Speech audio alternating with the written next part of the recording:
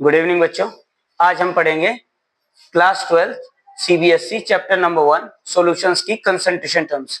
ये वो concentration terms हैं जो कि सोल्यूट की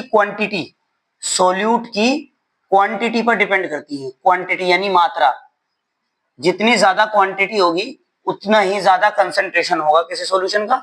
तो उसमें ये है हमारे पास 7 कंसंट्रेशन टर्म्स। इसके अलावा एक दो और है, उसको हम बाद में करेंगे, पहले इनको देख लेते हैं। पहला है मास परसेंटेज। तो मास परसेंटेज का फॉर्मूला होता है मास ऑफ सोल्यूट अपॉन में मास ऑफ सॉल्यूशन। अब क्योंकि यहां पर परसेंटेज है तो यहां पर मल्टीप्लाई हो जाएगी 100 से। अगर इसकी यूनिट की बात करें तो ये एक यूनिटलेस क्वांटिटी है, यानी नो यूनिट, कोई यूनिट नहीं होगी इसकी, कोई यूनिट नहीं होगी। यहां पर दूसरे पे आ जाते हैं तो वॉल्यूम परसेंटेज। तो वॉल्यूम परसेंटेज में वॉल्यूम ऑफ सॉल्यूट अपॉन में वॉल्यूम ऑफ सॉल्यूशन। और क्योंकि परसेंटेज है तो इसीलिए 100 से मल्टीप्लाई हो जाएगी। और यूनिट की अगर बात करें तो यूनिट इसकी कुछ नहीं होती, unit, there is no unit, क्योंकि वॉल्यूम यहां पर ml में आएगी, यहां पर भी वॉल्यूम ml में आएगी, दोनों कट जाएंगे आपस में। यहां पर ग्राम में मास आएगा, यहां पे भी ग्राम में मास आएगा, कट जाएंगे आपस में, इसलिए इनकी दोनों की कोई यूनिट नहीं होती। अब बात करते हैं थर्ड नंबर वाले की, मास अपॉन वॉल्यूम परसेंटेज। इसमें जो ऊपर मास होता है that is for use for solute, mass of solute आएगा ग्राम में, अपॉन में वॉल्यूम ऑफ सॉल्यूशन। अब क्योंकि सॉल्यूशन की वॉल्यूम है तो वॉल्यूम आती है ml में। अब इसमें परसेंटेज है तो इसकी मल्टीप्लाई हो जाएगी 100 में। यूनिट की बात कर लेते हैं, क्योंकि अब की बार ऊपर और नीचे दोनों अलग अलग यूनिट है, तो इसकी यूनिट हो जाएगी ग्राम पर ml।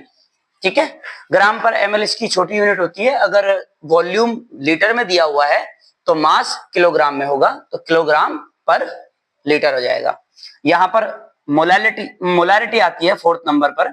मोलारिटी का फॉर्मूला होता है number of moles of solute, जो कि हम डिनोट करते हैं n से, अपॉन में वॉल्यूम ऑफ सॉल्यूशन। और यहां पर सॉल्यूशन वॉल्यूम हमेशा लीटर में ही होगा, लीटर में होगा हमेशा। ठीक है, तो number of moles per litre, volume litre में होगी यहां पर, ये इसका फॉर्मूला हो जाएगा। अगर मैं नंबर ऑफ मोल्स की बात करूं,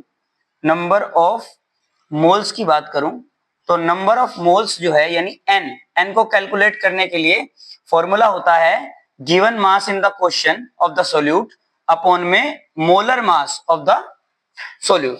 ठीक है, तो अगर इस फॉर्मूले को इसमें रखेंगे तो ये हो जाएगा W अपॉन mm इंटू में volume of solution in litre, that is m। ये हो जाएगा इसका फॉर्मूला जो आपको न्यूमेरिकल्स में यूज होगा। ठीक है, इसके बाद मोलालिटी आती है। मोलालिटी क्या होती है, जिसको हम स्मॉल m से डिनोट करते हैं number of moles of solute upon mass of solvent. और यहां पर मास ऑफ सॉल्वेंट केजी में यूज होगा। ये केवल एक लौती ऐसी कंसंट्रेशन टर्म है जिसके अपॉन में मास ऑफ सॉल्वेंट यूज हुआ है, नहीं तो बाकी सब में आप देख सकते हैं सब में mass of solution, volume of solution, mass of solution use हो रहा है। केवल यही एक ऐसी है जो कि मास पर डिपेंड करती है। अगर इसकी बात करें तो इसको डिनोट किया जाता है कैपिटल N से, स्मॉल m से डिनोट किया जाता है। और स्मॉल m बराबर होता है n अपॉन में mass of solvent in KG, ये डिनोशन होती है इसकी। अगर हम यहां पर भी यही फॉर्मूला रख दें n का, तो ये हो जाएगा W अपॉन में mm इंटू में mass of solvent in KG. तो ये फॉर्मूला हमारा स्मॉल m का हो जाएगा, यानी मोलैलिटी का। ठीक है, अगर मैं मोलैरिटी की यूनिट की बात करूं, that is moles per litre, ये इसकी यूनिट हो जाएगी। किसकी यूनिट होगी ये यूनिट हो जाएगी m की, m की यूनिट हो जाएगी।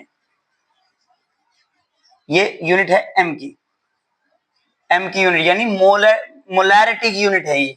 इसके बाद मोलैलिटी आती है small m, small m unit, small m की यूनिट क्या हो जाएगी, मोल्स ऑफ सोल्यूट, यानी मोल्स, और नीचे है मास, नीचे है मास, और मास है किलोग्राम में, तो मोल्स पर केजी, ये इसकी यूनिट हो जाएगी मोलैलिटी की। तो मोलैलिटी और मोलैरिटी में यही फर्क है, यहां मोल्स पर लीटर है क्योंकि यहां फॉर्मूले में वॉल्यूम थी, यहां मोल्स पर केजी है क्योंकि यहां फॉर्मूले में मास था। इसके बाद आते हैं पार्ट्स पर मिलियन। पार्ट्स पर मिलियन में ये जो मास परसेंटेज का फॉर्मूला आपको दिया गया है, इसमें इस 100 को हटा करके आप शॉर्टकट के लिए लिख सकते हैं, क्या लिख सकते हैं, मास ऑफ सोल्यूट अपॉन में मास ऑफ सॉल्यूशन इनटू में, यहां पर मिलियन यानी 10 की पावर 6 से मल्टीप्लाई हो जाएगी, बाकी सब फॉर्मूला सेम रहेगा, इसकी भी कोई यूनिट नहीं होती। बात करते हैं मोल फ्रैक्शन की। मोल फ्रैक्शन को x से डिनोट किया जाता है, और मोल फ्रैक्शन जो है दोनों पार्ट्स की निकाली जा सकती है। यहां पर सॉल्यूशन में हमेशा, जो सॉल्यूशन होता है उसमें हमेशा मोल फ्रैक्शन ऑफ A यानी solute plus mole fraction of solvent यानी B is always equal to 1, ये हमेशा होता है। अगर हमें XA निकालना होता है, यानी मोल फ्रैक्शन ऑफ A यानी सोल्यूट को निकालेंगे, तो यहां पर मोल्स ऑफ A रखेंगे, अपॉन में रखेंगे total moles Na plus Nb।